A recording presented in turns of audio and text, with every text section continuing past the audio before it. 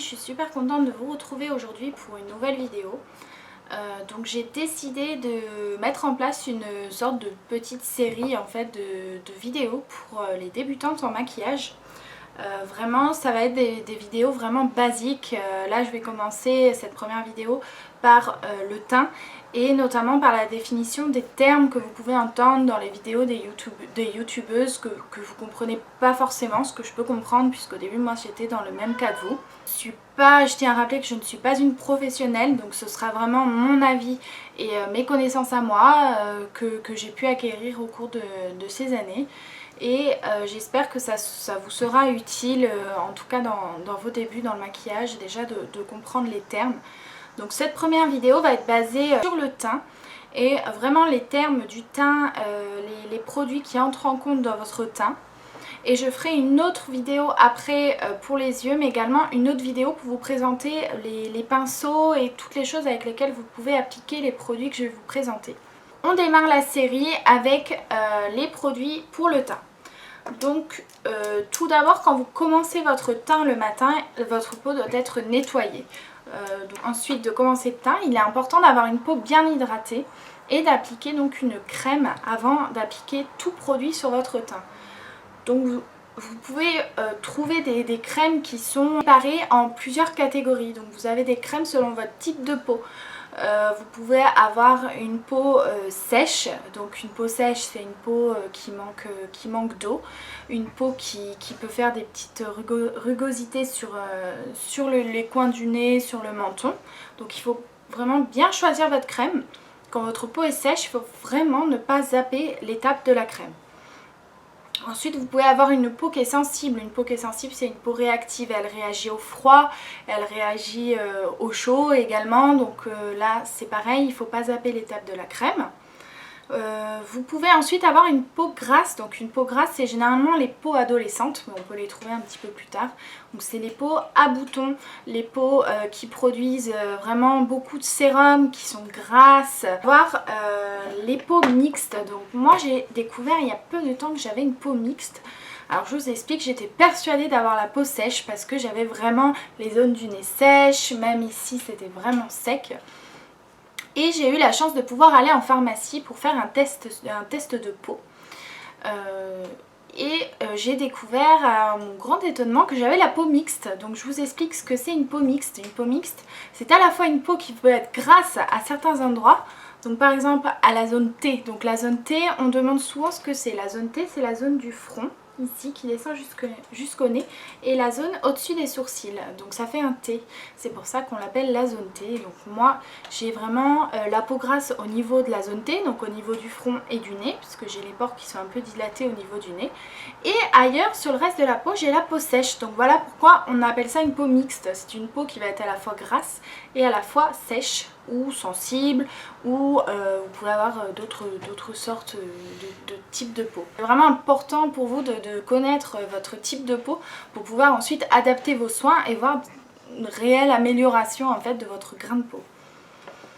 Donc ensuite, c'est une étape qui peut être importante pour les passionnés de maquillage, mais qui peut aussi être sautée, hein. C'est ensuite l'étape de la base. Donc la base, sur les vidéos YouTube, vous pouvez voir également que beaucoup de filles l'appellent le primer, donc c'est tout simplement le nom anglais de la base.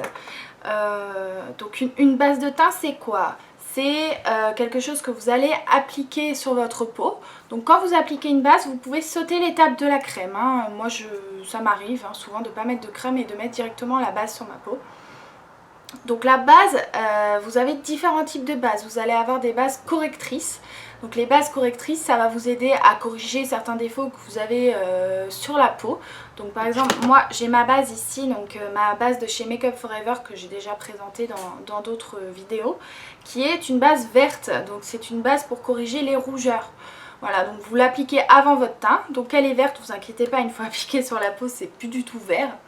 Donc cette base va préparer votre peau en fait à accueillir le maquillage. Donc ça va permettre à votre maquillage de tenir plus longtemps et également de lisser, vraiment lisser la peau. Vous avez différents types de bases comme je vous ai dit précédemment. Donc moi j'ai la Make Up For Ever. J'ai également la Matte Perfect Primer de chez Make Up Academy. hop, qui se présente comme ça, c'est un petit tube. Donc celle-là, comme c'est bien marqué dessus, c'est une base matifiante.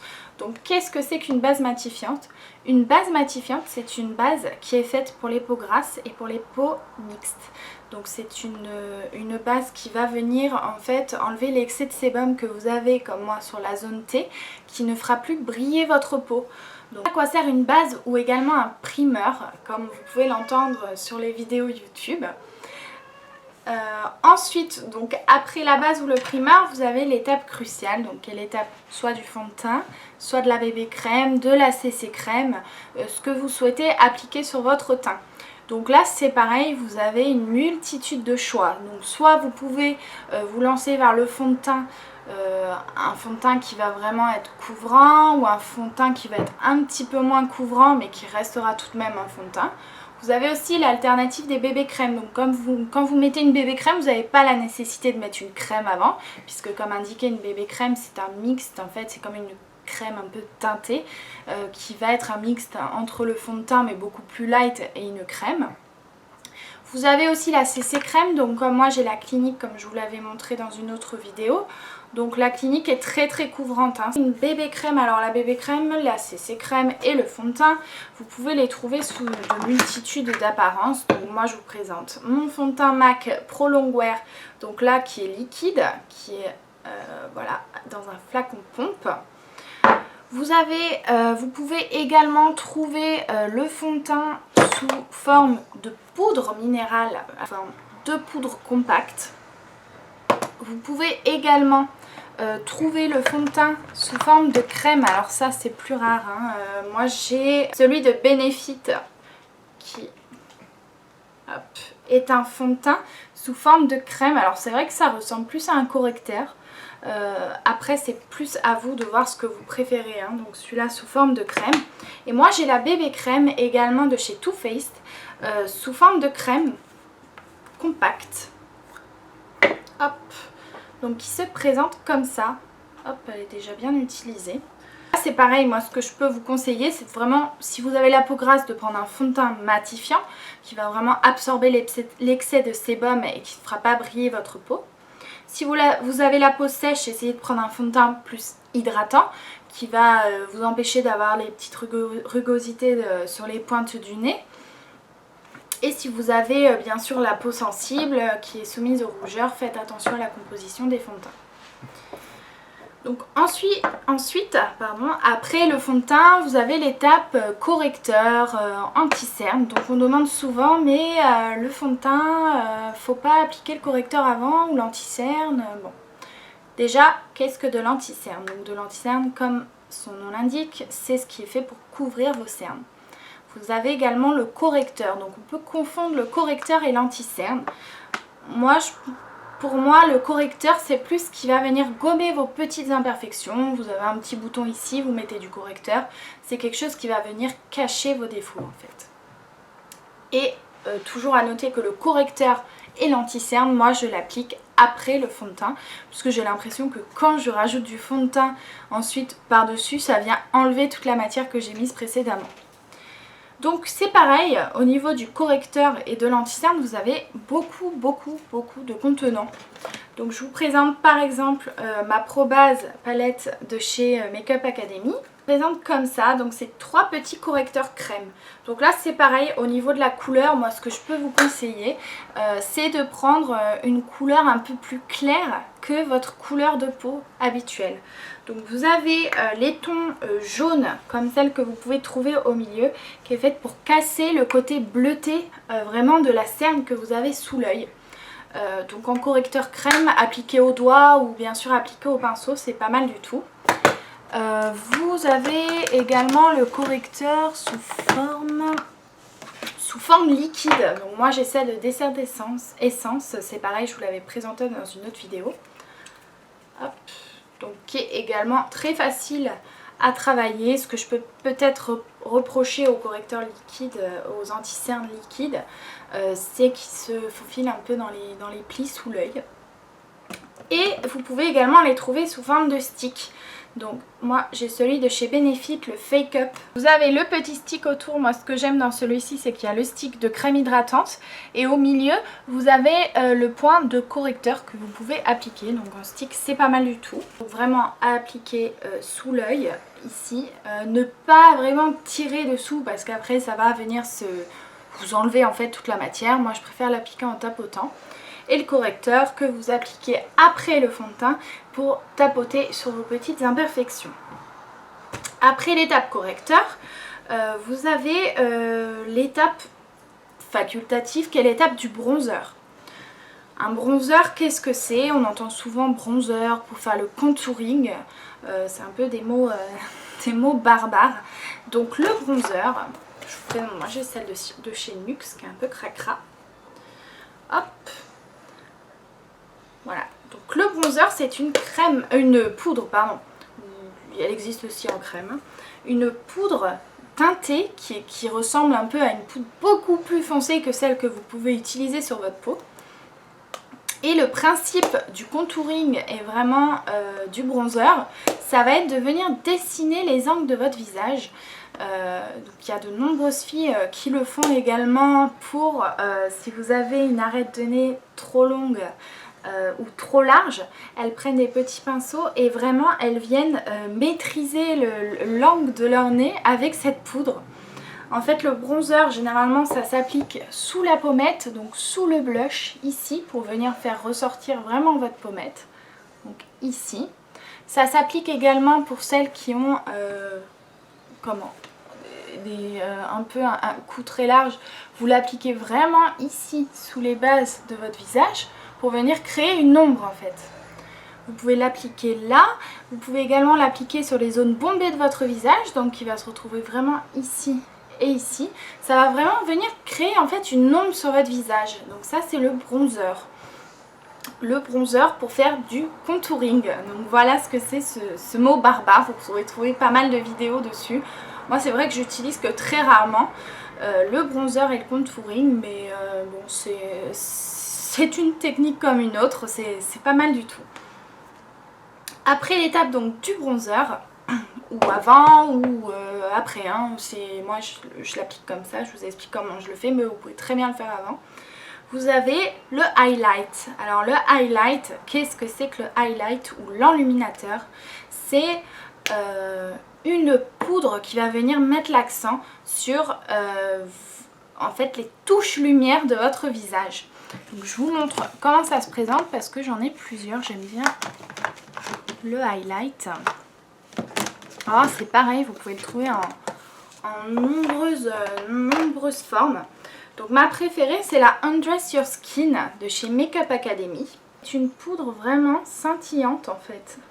Voilà, avec la lumière. C'est une poudre vraiment scintillante. Alors où est-ce qu'elle se met cette poudre highlight? Cette poudre highlight elle va venir se mettre sur les zones bombées de votre visage. C'est pareil, donc vraiment cette zone qui est vraiment sous l'œil, d'ailleurs j'en ai aujourd'hui. Voilà, qui va venir mettre l'accent sur vos yeux. Cette zone vraiment ici. Elle va venir se mettre ici entre les arêtes du nez et un tout petit peu au-dessus des sourcils.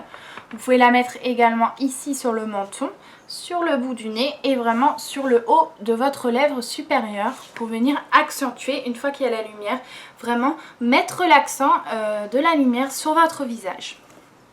Donc la highlight elle se présente en poudre comme je vous l'ai montré. La Girl Meets Pearl également de chez Benefit, alors elle c'est un highlight liquide. Vous l'avez également en touche stylo, donc là c'est la touche lumière lissante Sephora. Et vous l'avez en crème, donc moi j'ai la Cine d'Urban Decay, hop, qui se présente comme ça. Et là c'est vraiment une crème qui fait un très joli effet d'ailleurs. J'aime beaucoup cet illuminateur. Donc vous en avez des plus ou moins discrètes, vous avez des illuminateurs également qui sont de couleur, donc vous avez des illuminateurs rosés, voilà, qui peuvent vraiment faire plusieurs effets. Et ce que j'aime moi c'est que c'est modulable, vous ressemblez pas à une boule à facettes quand vous en mettez vraiment sur les parties importantes de votre visage pour que vraiment une fois que la lumière se mette dessus, ça va mettre l'accent sur vos yeux, sur vos lèvres, vraiment sur les parties du visage que vous souhaitez accentuer. Donc ensuite vous avez l'étape du blush. Alors le blush, je pense que vous savez tous toutes ce que c'est. Le blush, c'est cette petite poudre de couleur qui va venir donner de l'éclat à vos joues. Donc c'est pareil, le blush vous les avez en crème, en poudre, vous les avez en liquide, vous avez vraiment toutes les sortes de blush. Moi j'ai une préférence pour les blushs en poudre, donc je vous montre celui, mon petit préféré de chez Bare Minéral. Vous avez beaucoup de couleurs également. Donc le blush, ça s'applique ici, voilà, sur le dessus de votre pommette. Vous pouvez l'appliquer, remonter jusqu'ici pour vraiment ne pas que ça fasse de grosses démarcations entre le côté de votre œil et vos joues. Donc voilà pour le blush. Après il y a également certaines filles qui mettent, moi y compris, une poudre après avoir appliqué tout ça pour venir fixer le maquillage. Donc c'est ce qu'on appelle de la poudre libre. Alors la poudre libre, vous avez en fait plusieurs choix. Vous avez soit une poudre libre qui va être transparente, c'est-à-dire qu'elle ne va pas se voir. Vous allez me dire mais ça sert à quoi de mettre une poudre qui ne se voit pas? Une poudre qui ne se voit pas, ça sert à venir fixer déjà d'une part le maquillage et venir, par exemple quand vous mettez une crème qui donne un effet un peu glowy, glowy c'est un peu, je sais pas comment l'expliquer, qui brille un peu à votre peau, c'est cette poudre qui va venir se mettre sur votre visage qui va vous permettre en fait de ne plus briller. Pour les peaux grasses, c'est extrêmement conseillé de mettre une poudre après l'application de tous ces produits pour vraiment venir matifier votre peau, que votre peau ne brille pas tout au long de la journée. Donc au niveau de la poudre, vous avez soit des poudres un peu colorées, donc vous avez, moi j'ai la Studio Care Blend de chez MAC, bon, moi elle est colorée hein, en médium, d'ailleurs elle est morte, j'en ai plus beaucoup. Donc celle-là elle est un petit peu colorée. Vous avez également des poudres vraiment transparentes, donc par exemple celle de Makeup Academy qui est la Matte Perfect. Donc celle-là c'est une poudre libre, je sais pas si vous pouvez le voir mais voilà, quand vous l'ouvrez, hop, c'est celle avec les petits trous.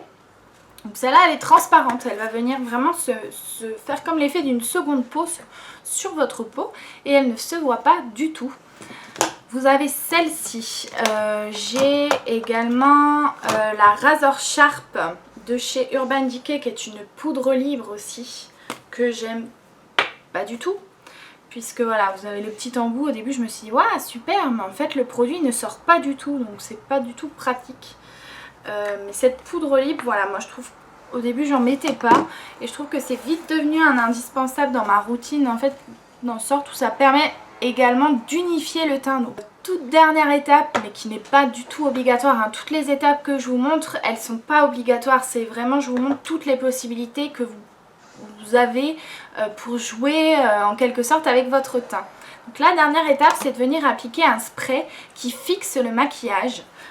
Donc moi j'ai la Pro Base Fixing Mixte de chez Makeup Academy. Donc là ça va être en fait un vrai spray qui va vous lancer du liquide dans le visage. Je sais pas si... Voilà, ça vous lance une sorte de liquide sur le visage. Un petit peu, ça va venir fixer en fait votre maquillage. C'est un petit peu collant après. Et sur la peau ça fait pas du tout ça. Hein. Ça, bon c'est vraiment facultatif, moi j'en applique pratiquement jamais. Ou alors quand je sais que je vais sortir, que je vais peut-être un peu transpirer, voilà, ça va venir fixer vraiment mon maquillage tout au long de la journée. Pour moi, c'est à peu près toutes les étapes auxquelles vous pouvez être confronté dans le maquillage de votre teint. Bien sûr, moi je ne fais pas toutes les étapes, hein, ça c'est clair et net. Généralement, je me fais l'étape base, primer, CC crème, poudre, blush et c'est déjà je trouve amplement suffisant, mais au moins j'espère vous avoir appris les différents termes qui existent au niveau du teint, les différentes également contenants des produits qui existent un peu aujourd'hui sur le marché et j'espère vous avoir un peu axé vers les produits qui pouvaient vous plaire, qui pouvaient vous aller. En tout cas n'hésitez pas à me dire en commentaire si cette petite série vous plaît. Comme ça je ferai d'autres vidéos et n'hésitez pas également à vous abonner. J'espère vraiment que cette vidéo vous aura aidé à vous y retrouver un peu dans le monde du maquillage et spécialement des termes qui sont souvent utilisés mais très peu définis par les youtubeuses. Donc je vous fais plein de gros bisous les filles et je vous retrouve très vite pour une prochaine vidéo.